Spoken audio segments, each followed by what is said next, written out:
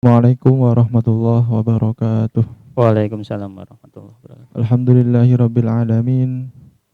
Wa bihi nasta'in ala umurid dunya waddin. Wassalatu wassalamu ala asyrafil anbiya'i wa imamil mursalin.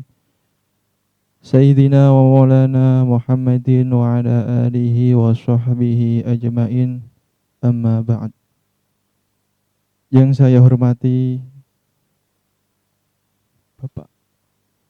Yang saya hormati selaku moderator Bapak Faisal, dan tidak ketinggalan pula siswa MTS kelas 7 yang saya banggakan. Pada kesempatan pagi hari ini kita masih bisa diberi kesehatan, gitu. Masih bisa diberi semangat, gitu. Dan kita masih bisa bertatap muka walaupun secara online.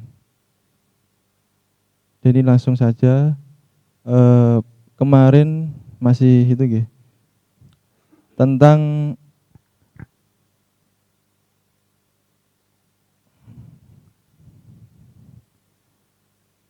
hijrahnya Nabi ke Madinah. Saya ulas kembali karena kemarin ada pertanyaan dari siswa mengenai Suraqah bin Malik. Kemarin belum saya jelaskan, ya. Dari sini Suraqah bin Malik itu kemarin mengejar-ngejar Nabi Muhammad Shallallahu Alaihi Wasallam. Kenapa kok dikejar-kejar? Karena Suraqah ini ikut sayembara dan ingin mendapatkan 100 ekor unta. Setelah dikejar-kejar, akhirnya dapat tapi tidak bisa mendapatkan Nabi Muhammad.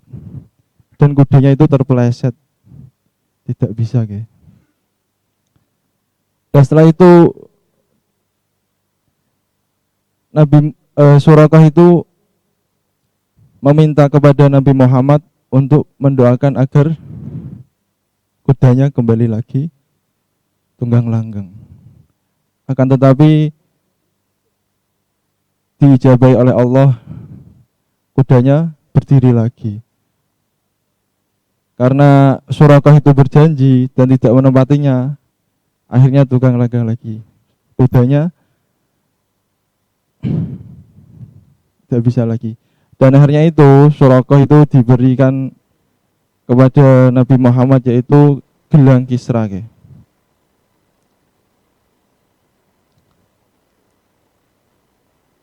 Lah saat kemudian Nabi Muhammad berkata pada Suraqah, "Wahai Suraqah, bagaimana perasaanmu jika engkau memakai dua gelang Kisra?" Kisra bin Hurmuz. Suraqah tercengang tak mengerti. Dan akhirnya Nabi tersenyum memandang ekspresi Suraqah. Dan pada masa Khalifah Umar bin Khattab datang ghanimah dari Persia yang telah dikalahkan pasukan Muslim. Dan Umar bin Khattab pun teringat akan kisah Nabi Muhammad bersama Suraqah. Ia mencari dua gelang Kisra di antara tumpukan ghanimah. Setelah ditemukan, Umar memanggil Suraqah dan berkata, "Pakailah dua gelang ini. Naiklah ke mimbar dan angkat tanganmu, lalu katakan, Maha benar Allah dan Rasulnya." Seperti itu. Dan ini saya akan melanjutkan lagi materi yang kemarin sudah saya bahas, ya. Di sini Rasulullah Shallallahu Alaihi Wasallam di Madinah itu membangun perekonomian masyarakat. Rasulullah merencanakan strategi untuk membangun perekonomian masyarakat Madinah, yaitu dengan menyatukan antara kaum Ansar dengan kaum Muhajirin. Kemarin sudah saya jelaskan juga, ya, bahwasanya kaum Ansar itu adalah kaum penolong, sedangkan kaum Muhajirin adalah kaum yang datang dari Mekah. Kaum Muhajirin mempunyai keahlian di dalam perniagaan, sedangkan kaum Ansar memiliki keahlian di bidang pertanian.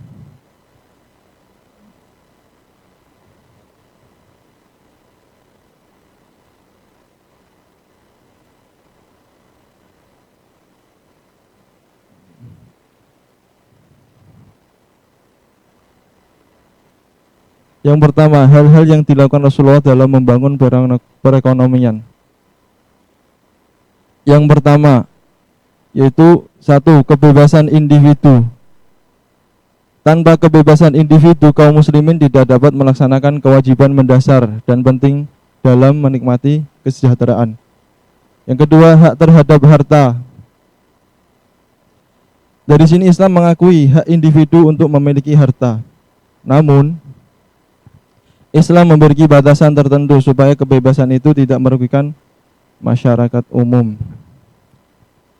Jadi diberikan hak, tapi asal tidak merugikan masyarakat umum. Yang ketiga, ketidaksamaan ekonomi dalam batasan wajar. Islam menjadikan perbedaan itu dalam batas-batas wajar, adil dan tidak berlebihan. Kesamaan sosial.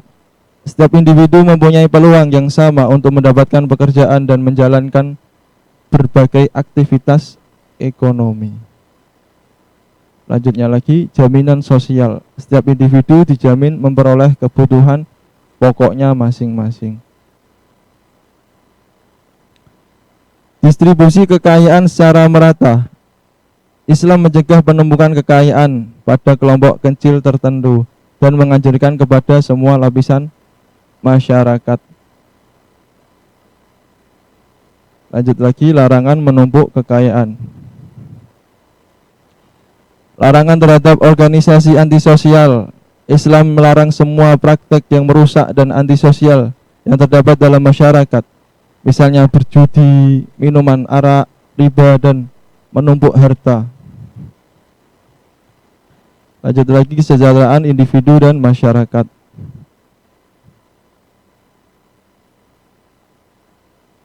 Memerintahkan suami bertanggung jawab memberi nafkah. Rasulullah Shallallahu Alaihi Wasallam memerintahkan kepada umatnya untuk bekerja dan cari nafkah. Dalam Islam, suami atau ayah yang wajib menafkahi istri dan anaknya. Di sini Rasulullah Shallallahu Alaihi Wasallam bersabda, cukuplah dosa seseorang yang menyia-nyiakan orang menjadi tanggung jawabnya untuk dinafkahi. Jadi tanggung jawab bapak utawa ayah nggih, mangke nek jenengan dados saya nggih wajib menafkahi anak lan istri ini. Memerintahkan umat Islam untuk bekerja. Firman Allah ialah فَإِذَا قُضِيَتِ الصَّلَاةُ فَانْتَشِرُوا فِي الْأَرْضِ وَابْتَغُوا مِنْ فَضْلِ اللَّهِ وَاذْكُرُوا اللَّهَ كَثِيرًا لَعَلَّكُمْ تُفْلِحُونَ. Artinya, apabila telah ditunaikan sembahyang, maka bertebaranlah kamu di muka bumi dan carilah karunia Allah dan ingatlah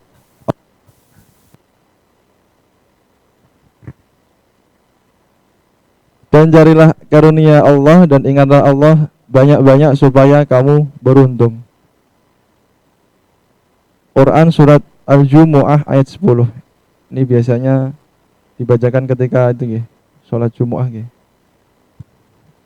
Mesti tiang jalan ngerti nggih. Lanjut lagi, melarang umat Islam untuk mengemis. Umat Islam dilarang untuk menjadi pemalas dengan tidak mau bekerja. Kemudian untuk memenuhi kehidupannya ia menjadi minta-minta. Jadi orang Islam dilarang ngemis, gak oleh ya. Kemudian untuk ini kemudiannya ia meminta-minta.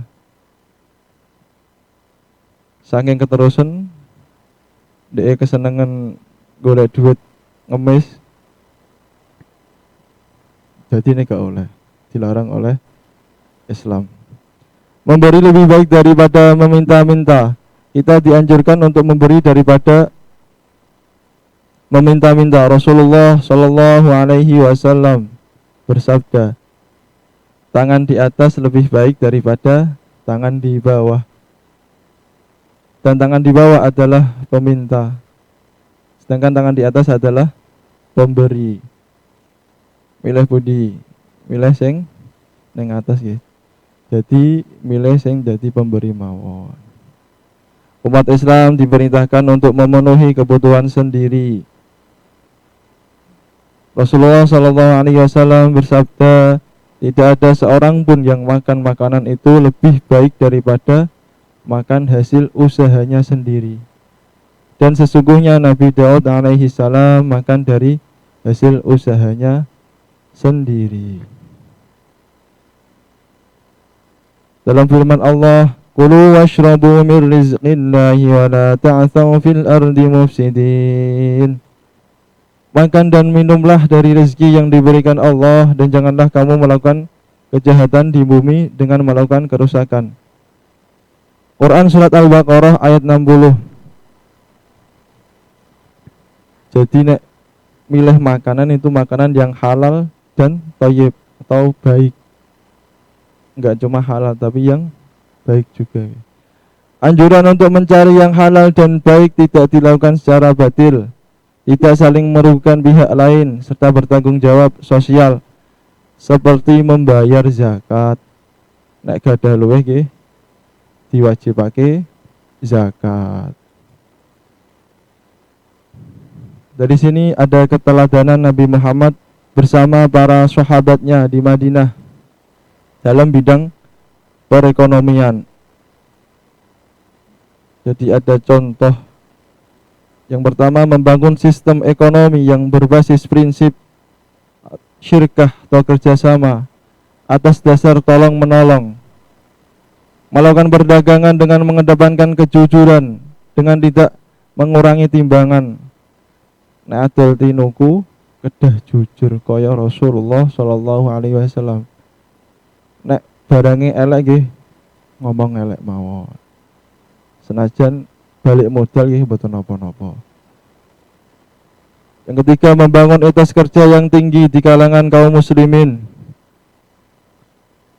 Yang keempat, mewajibkan zakat agar terjadi pemerataan ekonomi. Sing sugih ngei sing larat. Ben ada pemerataan dalam ekonomi.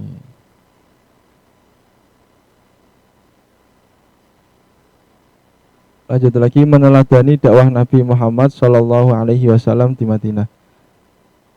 Sebelumnya tolong itu buku LKS-nya kelas 7 dibuka nggih. Bersikap baik kepada masyarakat Madinah. Dalam perjalanan ke kota Madinah, Nabi Muhammad selalu menolak dengan halus. Nabi Muhammad hanya menjawab, "Saya akan menginap di mana untaku akan berhenti." Kemarin sudah saya terangkan juga gini. Pas Rasulullah itu perjalanan ke kota Madinah, itu banyak kaum Ansor itu pada kepengen disinggahi oleh Rasulullah. Ya saking niku ne ontone Nabi niku dikan milih piyambak. Kaum Ansar merupakan penduduk Madinah yang memiliki tempat tinggal dan harta, sedangkan kaum Muhajirin hanya mencari selamat dan pergi ke Madinah tanpa ada tempat untuk berteduh. Kaum Muhajirin itu pindah gara-gara itu diganggu oleh kaum kafir. Jumlah kaum Muhajirin semakin bertambah, sementara Madinah bukanlah tempat yang memiliki kekayaan yang melimpah. Akan tetapi keadaan tersebut tidaklah memperburuk hubungan antara kaum Muhajirin dan Ansor. Justru semakin mempererat persaudaraan mereka. Jadi nek kaum Muhajirin tambah oke, kaum Ansor itu malah tambah seneng. Karena Islam semakin kuat dan semakin bertambah.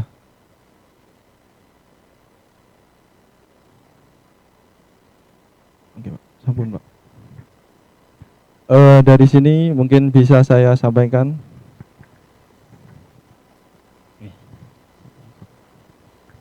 Terima kasih atas penyampaian materinya Bapak Fuad Abdul Razak. Mungkin jika ada pertanyaan dari santri-santri siswa kelas 7, kita buka sesi tanya jawab sebentar, maksimal 5 menit. Silahkan yang mau bertanya bisa langsung seperti biasa raise to hand atau langsung chat. Ya. Ada satu pertanyaan dari Muhammad Iqbal Al-Farizi kelas 7M. Assalamualaikum Y. Terjadinya perang Mu'tah niku nopo Y? Terjadinya perang Mu'tah. Saya jawab nggih. Terjadinya perang Mut'ah itu nanti di materi selanjutnya. Karena ini belum sampai materi tersebut, jenengan baca-baca dulu. Ini berarti sudah sergap nih ya. Sudah mendahului, bagus berarti sudah belajar nih. Atau pas buka, pas ketemu itu juga udah tahu. Bisa saya jelaskan nggih. Karena ini belum sampai. Karena materinya belum sampai, nggih. Ditunggu saja nanti jawabannya ya. Belum waktunya. Pertanyaan kedua, kenapa kaum muhajirin ke Madinah sedangkan ada daerah yang lain? Oh, tadi kenapa kok hijrahnya ke Madinah padahal ada daerah lain?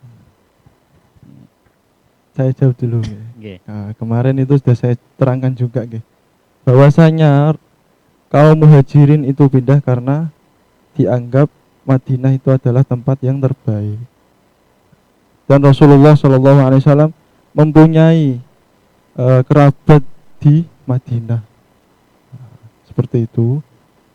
Oke, sudah terjawab. Kemudian yang ketiga,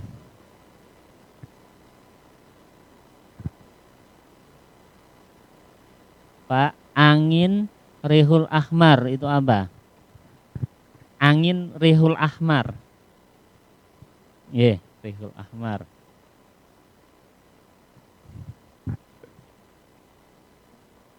Itu angin apa ini? Mungkin jenis angin.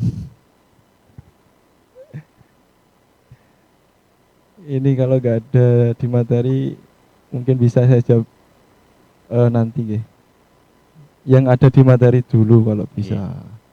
Yang sesuai konteks materi pada pagi hari ini, mungkin kalau melenceng sedikit, tapi masih berhubungan dengan materi yang disampaikan. Jika nanti di luar materi, bisa di luar sesi ini nanti bisa chat langsung ke bapak-bapak guru. Karena ini sudah hampir 5 menit, kita cukupkan untuk sesi tanya jawab. Terima kasih untuk Pak Ustadz Fuad Abdul Razak.